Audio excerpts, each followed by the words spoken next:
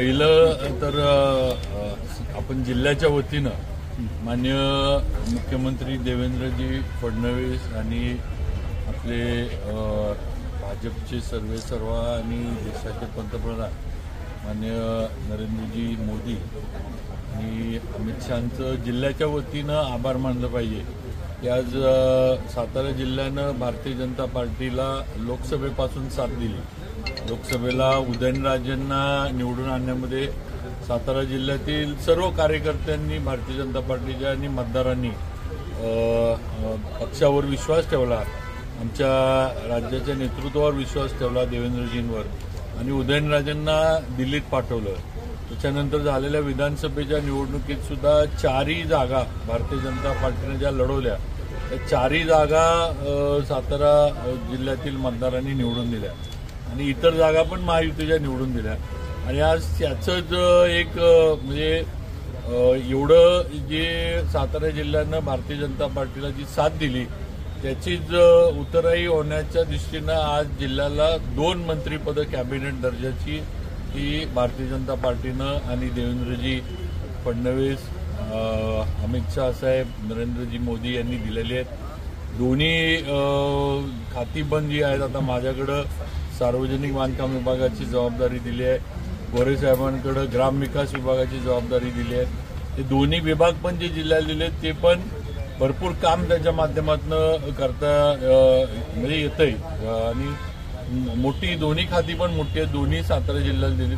मग जिल्ह्याच्या वतीनं मी भारतीय जनता पार्टीचे नेते माननीय मोदीजी, देवेंद्रजी सगळ्यांचा आभार मानतो. आता इथून पुढं नक्कीच सातारा जिल्ह्यातील जी म्हणजे रस्ते प्रामुख्याने जे आहेत आणि पूल जे असतील त्याची कामं आपल्या सार्वजनिक बांधकाम विभागाच्या माध्यमातून चांगली दर्जेदार कशी होतील, नवीन जे काही रस्त्याचं जाळं जे निर्माण करायचं जिल्ह्यामध्ये, नुसतं माझ्या मतदारसंघापुरतं नाही तर जिल्ह्यामध्ये जे करायचे ते आम्ही करू. येणारी जिल्हा परिषद, नगरपालिका, नगरपंचायती ज्या असतील या सुद्धा भारतीय जनता पार्टीच्या नेतृत्वामध्ये भारतीय जनता पार्टीच्या विचाराच्या कशा निवडून येतील हा प्रयत्न आमचा 100% राहणार. बाबा 4 कॅबिनेट मंत्रिपद आहेत, कसा समन्वय राखला जाईल तुमच्याकडून आणि पालकमंत्रीपदासाठी तुमचं नाव पुढे येते काय म्हणायचं? नाही, 4 मंत्रिपद आहेत कारण साहजिक आहे शंभूराजे शिवसेनेचे इथले यापूर्वी त्यांच्या गटातनं, त्यामुळं म्हणजे चौघांची पण माझं तर मत आता जबाबदारी जास्त वाढली कारण लोकांच्या अपेक्षा या आता म्हणजे जास्त वाढल्या ना की 4 मंत्री आहेत म्हणल्यावर जिल्ह्यामध्ये आता जे काही प्रश्न शिल्लक राहिलेत मग सिंचनाचे असतील, मान खटाव किंवा कोरेगावच्या दुष्काळी भागाचे असतील, डोंगरी भागातल्या दळणवळणाचे असतील, शहरातले असतील, सातारा शहरातील जे ज्या काही मूलभूत गरजा आहेत ह्याचे प्रश्न जे आहेत ते आता सुटले पाहिजेत.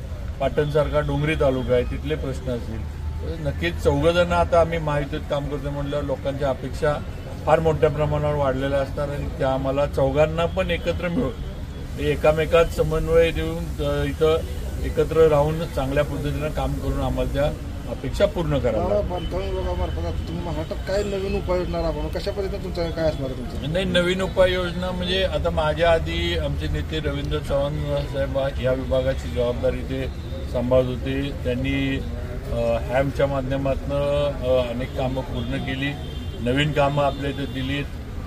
दुसरं एशियन डेव्हलपमेंट बँकेच्या माध्यमातून त्यांनी मोठ्या प्रमाणावर फंडिंग आणलं. परवा दिवशी पण मी नागपूरला असताना माननीय नितीनजी गडकरींना भेटलो.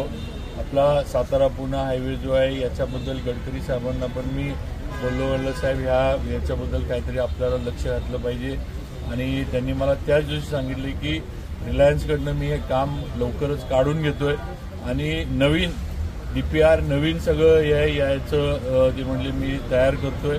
नवीन एजन्सी या रस्त्याच्या कामासाठी हे पुणे सातारा हायवे नॅशनल हायवेच्यासाठी मी देणार आहे आणि मी त्यांना म्हटलं की साहेब एक सगळे लोकप्रतिनिधी घेऊन एक मीटिंग एकदा पाहिजे मुंबईत किंवा दिल्लीत लावा, आम्ही सगळे येतो.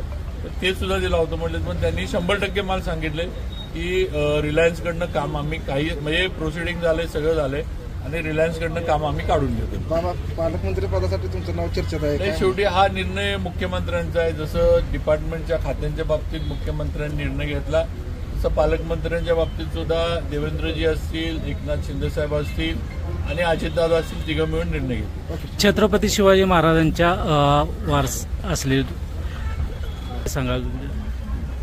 मला म्हटलं तर पहिल्यांदाच माझं मंत्रीपद आहे ते. काय नाही, भाऊसाहेब नाही, महाराजांचं- भाऊसाहेब महाराज उदयनराजेंनंतर तुम्हाला भेटलेला आहे ना. आता मला वाटते 30-35 वर्ष झाले हो. सातारला मंत्रीपद नव्हतं आणि मतदारांची एक मनापासून आता निवडणुकीमध्ये एक भावना झाली होती की ह्या वेळेला सातारला मंत्रीपद पार्टीनं ही अपेक्षा सातारकरांची पूर्ण केली आहे. आता आम्ही जी अपेक्षा आमच्याकडनं सातारकरांच्या आहेत मंत्री म्हणून माझ्याकडनं त्या पूर्ण करण्यासाठी नक्कीच पूर्ण ताकदीनं प्रयत्न करतो.